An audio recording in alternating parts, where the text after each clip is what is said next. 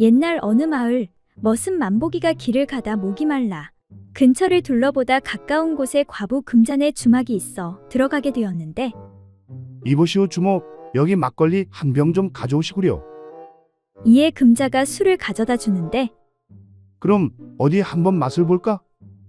그런데 맛을 보니 너무 시큼텁텁하여 맛이 이상한 것이 아닌가. 아니, 이거 술맛이 왜 이래?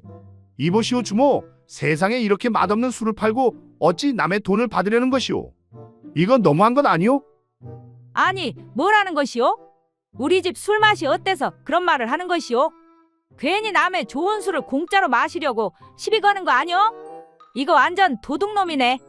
안 그래도 장사 안 돼서 그러는데 어디서 영업방해요?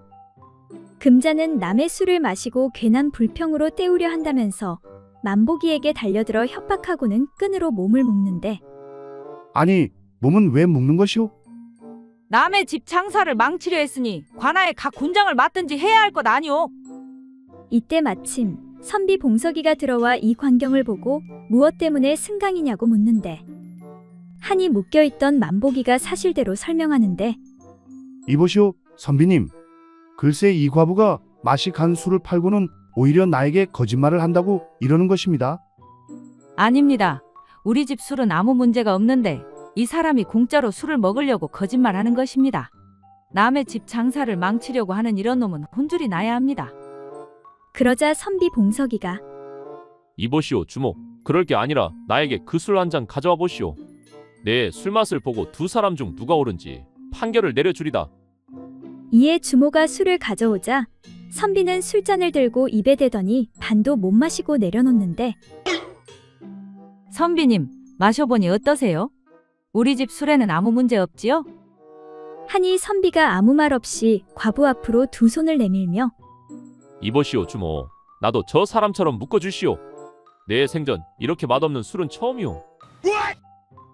하니 과부가 부끄러워하면서 만보기에 묶은 끈을 풀어주고는 선비의 몸을 묶는데, 이에 이상히 여긴 만보기가 아니 주모, 왜 나는 풀어주고 선비님은 묶는 것이오? 하니 과부가 저 선비님은 나하고 술 좀 더 마시고 오늘 밤 주무시고 갈 것이니 당신은 그냥 가던 길 가시오.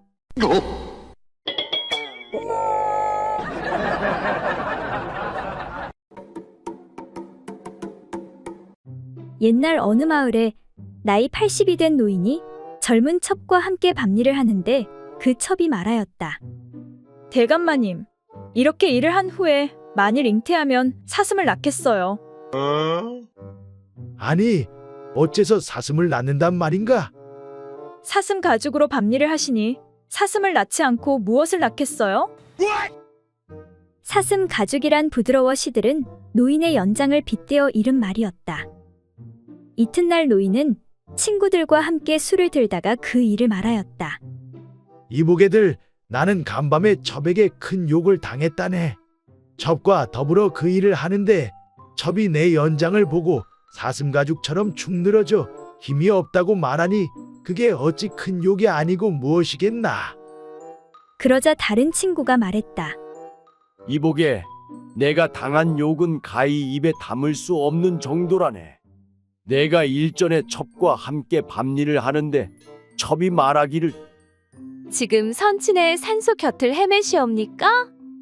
하기에 내가 무슨 말이냐고 물었더니 첩이 이르기를 다 죽은 시체를 이끌고 입장하려 하시니 선영의 곁이 아니면 무슨 연고로 그리 어렵게 입장을 할 수 있겠사옵니까? 하니 이건 귀로는 들을지언정 어떻게 차마 입으로 옮겨 말할 수 있겠는가? 이어 다음 친구가 말했다. 나는 차라리 욕이라도 듣고 싶다네. 나도 일전에 첩과 함께 밤일을 하는데 첩이 말하기를 대감마님, 지금 살아계시옵니까? 내가 살아있지 하면 무슨 말이냐고 물었더니 첩이 이르기를 대감마님, 연장이 보일 듯 말 듯하며 손에 잡히지를 않으니 유령이 아니면 무엇이겠습니까? 이렇게 노인들은 한탄하며 서로 위로하였다고 한다.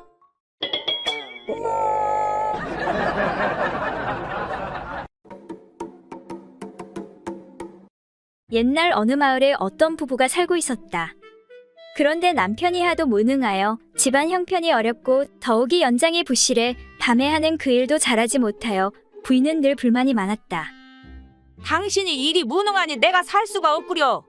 도대체 언제쯤 나를 기쁘게 해주시겠소? 내 구슬하던가 해야지. 그리하여 마침내 무당을 불러 구판을 벌이기로 하였다. 이에 무당이 춤을 추며 빌기 시작했다. 약물의 신에게 비나이다 비나이다. 약물의 신에게 비나이다 비나이다. 이 집 남편의 약물이 쇳덩이처럼 강하고 딱딱하게 해주십시오. 이에 남편이 멋쩍어하며 무당에게 말했다. 무당님, 그렇게까지 빌 것은 없습니다. 그냥 나무 막대기 정도만 되어도 충분하지요. 그러자 아내가 남편의 옆구리를 꼬집으며 여보, 이 굿에 미천이 많이 들었어. 그러니 쇳덩이 정도는 되어야 본전을 건질 수 있을 게 아니오. 이에 무당이 계속해서 빌기 시작했다. 재물의 신에게 비나이다 비나이다. 재물의 신에게 비나이다 비나이다. 바라옵건대 이 집에 돈 100냥과 비단 100필만 생기게 해주십시오. 이 말을 들은 남편이 또 무당에게 말했다. 아니, 무당님, 이왕 빌 바에는 좀 더 많이 생기게 해달라고 빌 일이지. 겨우 100냥이 뭡니까? 한 1000냥쯤 생기게 빌어주세요. 그러자 또 아내가 눈꼬리를 치켜 세우며 말했다.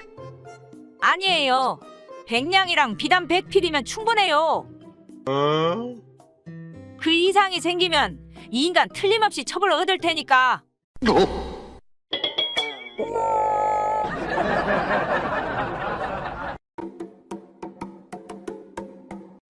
옛날 어느 고을에 한 스님이 있었는데 마을에 시주를 받으러 내려갔다가 마을 사내들이 모여 하는 말을 듣게 되었다.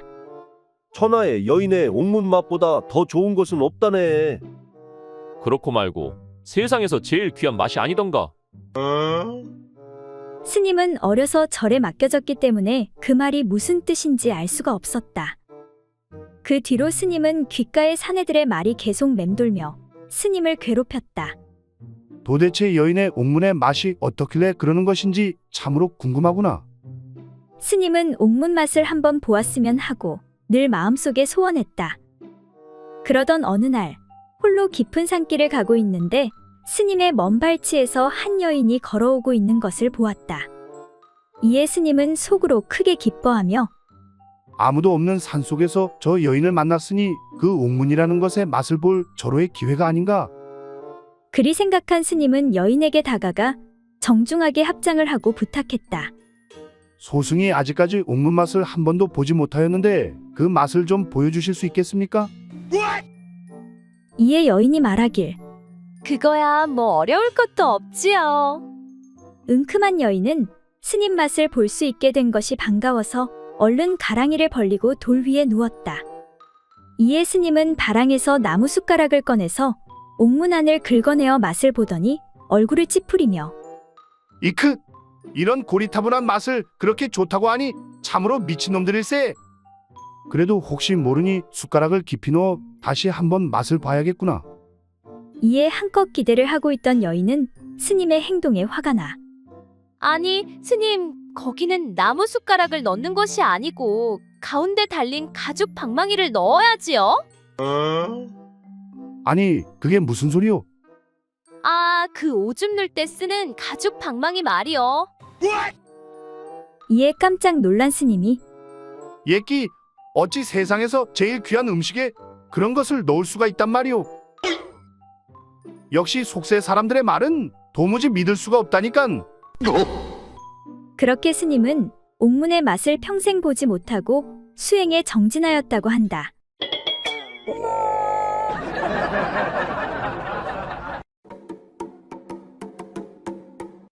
오진산의 머슴 칠보기가 은근히 주인 집 딸을 넘보고 있었다. 그래서 어떻게든 일을 한번 벌여보려고 호시탐탐 기회를 엿보고 있었는데 어느 날 마침내 그 기회가 찾아왔다. 칠보기는 주인 내외가 외출한 틈을 타 홀로 마당을 거닐고 있는 아가씨에게 접근하여 슬쩍 말을 걸었다. 아가씨, 저기 괜찮으시면 저랑 숲속에 가지 않으실래요? 아가씨가 눈을 동그랗게 뜨며 물었다. 숲속. 숲속에 가서 뭐 하려고? 그냥 뭐 이런저런 이야기를 합죠. 사실은 제가 재미있는 이야기를 아주 많이 알고 있거든요. 그리고 나서 또 다른 즐거운 걸 하면 되죠. 그리고 나서 또 즐거운 거라니. 잠시 주춤하던 칠복이가 말했다. 그러니까 거 무엇이냐 하면 저기 아랫마을 박생원네 순말과 김초신의 앞말이 하던 것처럼 우리도 그렇게 하고 놀면 되는 거죠. 그래, 그거 재밌겠는데? 그렇겠죠? 재미있겠지요? 그렇지만 말이야, 박생원 내 말이 여간 빨리 달려야지. 그런 흉내를 내가 어떻게 낼 수 있나? 듣고 보니 좀 그런 것 같기는 하네요. 칠복이가 잠깐 난처해 하다가 다시 이렇게 둘러댔다. 그럼 오훈장댁 염소들처럼 하면 어떨까요? 그건 별로 안 어려운 것 같은데. 싫어. 염소는 볼로 받기만 하던 걸 뭐. 다치면 어쩌려고? 아가씨가 또다시 고개를 흔들었다. 그렇다면 말이죠. 망설이던 칠복이가 순간 무릎을 탁 쳤다. 옳거니 그럼 이렇게 하면 어때요? 순인의 멍멍이들처럼 하면 어떨까요? 그거 아주 쉽고 재미있는데 말이죠. 그러자 잠시 뭔가를 생각하던 아가씨가 이윽고 이렇게 말하는 것이었다. 그러지 말고 그냥 우리 아버지하고 어머니가 하는 것처럼 하면 어떨까?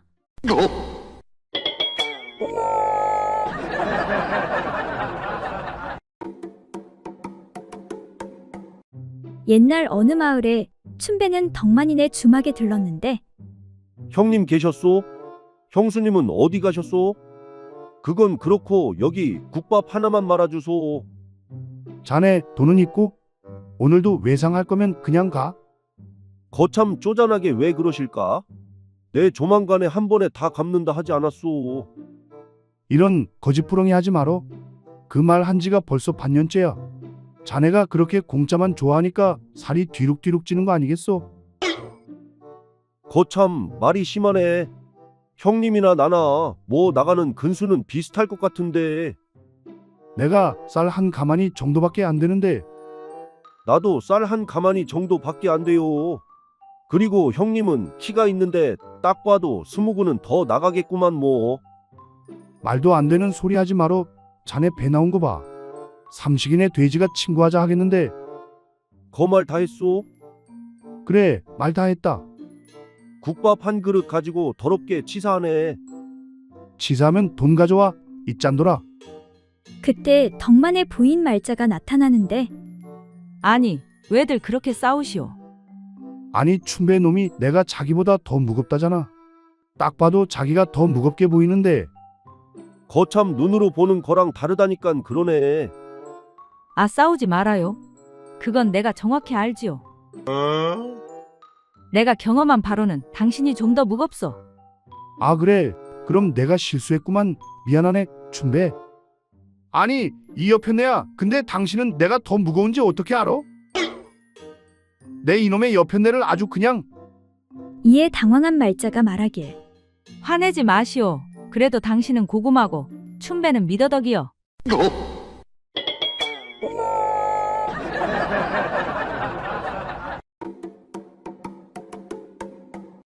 옛날 어떤 마을에 어려서부터 친한 두 처녀가 있었다. 우리가 만약 시집가면 먼저 시집간 사람이 첫날 밤에 그 재미를 꼭 알려줘야 한다. 알았지? 그렇게 두 처녀는 서로 약속을 했다. 그러던 중 한 처녀가 먼저 시집을 가게 되었는데 그 후 시집가지 않은 처녀가 첫날 밤의 재미를 물었다. 야, 이 기집애야. 순진한 척 하더니 너가 먼저 시집을 가버리네. 그래, 첫날 밤은 어땠어? 이에 친구가 답하는데 아, 글쎄 신랑이 그 무슨 방망이 비슷한 생고기를 나의 그 구멍에 넣더니 막 들락날락 하는데 정신이 혼미해지고 뼈마디가 녹아 흐물흐물해지는 것 같았어. 도대체 그 맛을 말로 다 표현할 수가 없어. 하고 일러주었다. 이에 시집가지 않은 친구가 다시 물었다. 그럼 그 맛이 저 건너 최서방 댁에 제사에 쓰던 복숭아의 맛과 비교해보면 어때? 그러자 시집간 친구가 이렇게 말했다. 복숭아의 맛은 달기는 달되 눈을 뜨고 먹는 것이지만 첫날 밤의 그 맛이란 두 눈이 감겨온 눈을 뜨고 맛을 보려고 해도 도무지 눈을 뜰 수가 없으니 비교가 안 돼. 너도 시집 가보면 알 거야. 얼마 후 친구도 시집을 가게 되어 첫날 밤을 치르는데 복숭아는커녕 맹물보다도 못한데. 색시, 아까 도대체 뭘 한 거야? 그런데 색시, 나 배고파. 찌찌 줘, 찌찌.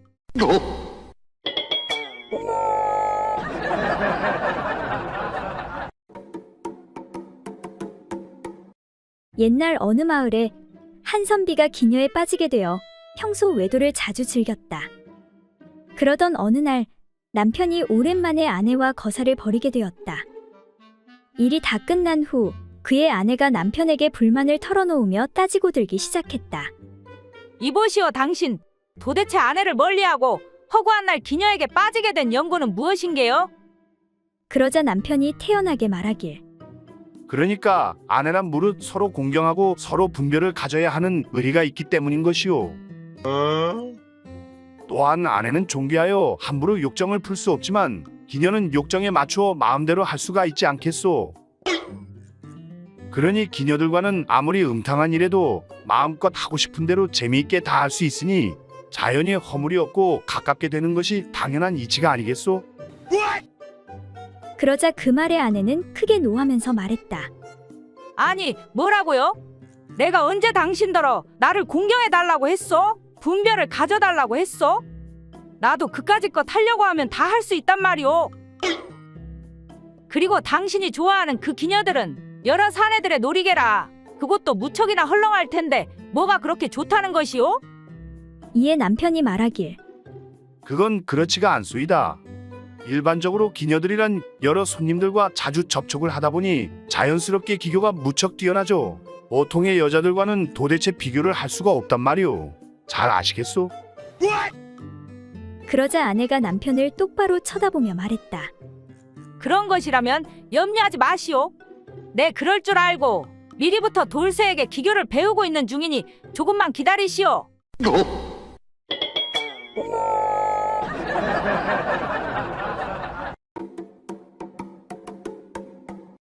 옛날 어느 두 명의 선비가 한양으로 과거 시험을 보기 위해 야심한 밤 산길을 가고 있었다.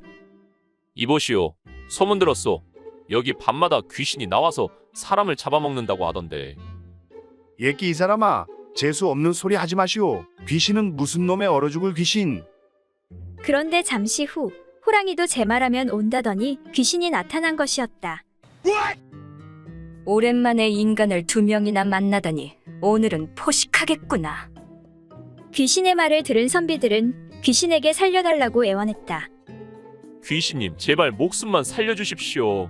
집에 홀어머니와 어린 자식들이 있습니다. 귀신님, 저도 마찬가지입니다. 이번 과거 시험에 꼭 합격해 부모님과 처자식을 돌봐야 합니다. 그렇게 선비들이 울며불며 애원을 하자 귀신이 제안을 하나 하였다. 좋다. 그럼 내가 제안을 하나 하지.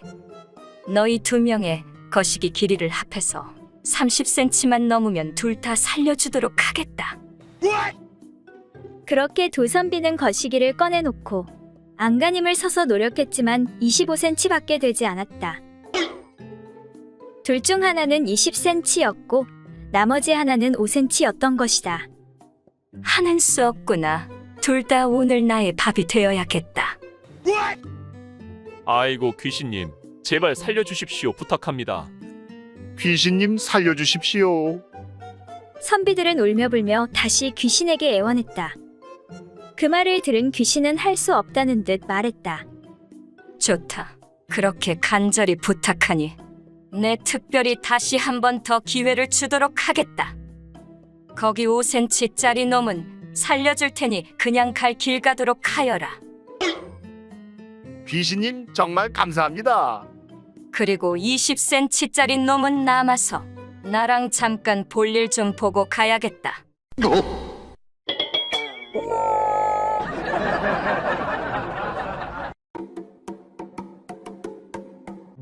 한양에 살던 한 선비가 전국을 여행하던 중 한 시골 마을 주막에서 하룻밤을 묵게 되었다.